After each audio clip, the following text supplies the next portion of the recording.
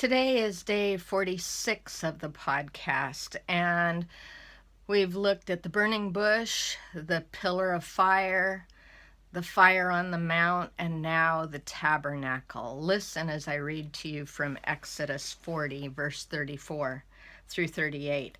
Then the cloud covered the tent of meeting, and the glory of the Lord filled the tabernacle. And Moses was not able to enter the tent of meeting because the cloud had settled on it. And the glory of the Lord filled the tabernacle. Throughout all their journeys, whenever the cloud was taken up from over the tabernacle, the sons of Israel would set out.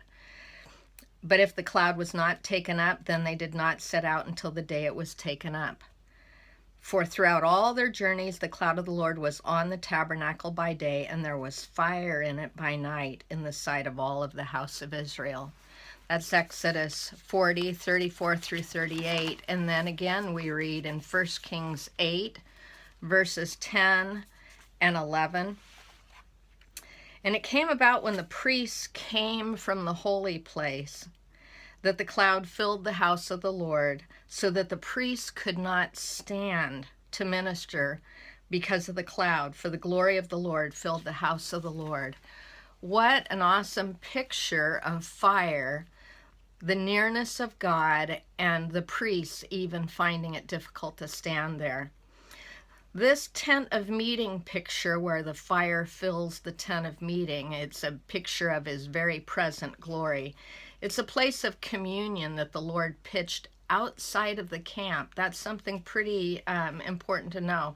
It required a separation unto the Lord, not just we think in terms of being separated from sin, but we are called to be separated unto the Lord.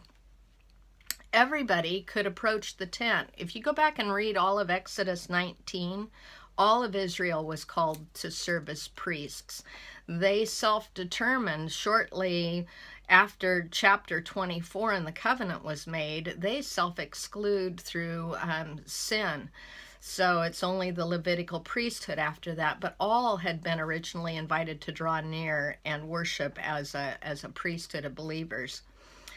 Then we see the pattern for people standing at a distance and just letting Moses draw near to the Lord. That began back in the book of Exodus as well, where all could have drawn closer, but they chose instead to remain by their own tents and worship from there and let someone else draw near for them. Let me read John 14 now, something that Jesus said. John 14, verse 16. I'll ask the Father, and he will give you another helper, that he may be with you forever. That is the Spirit of truth, whom the world cannot receive, because it does not behold him or know him. But you know him, because he abides with you and will be in you. We watch the presence of God being holy and far off, the picture on the mount. Then we see Jesus, verse 17, he will abide with you. Here is, when Jesus comes, he is Emmanuel, God with us. But the very last few words in in verse 17, and will be in you, this is fulfilled with the glory filling the tabernacle, and now the Holy Spirit filling us. This was so difficult for Israel to see God go from being far off, unapproachable, God who draws near as Emmanuel, and then God within. Stunning, stunning change. Here's your question for today.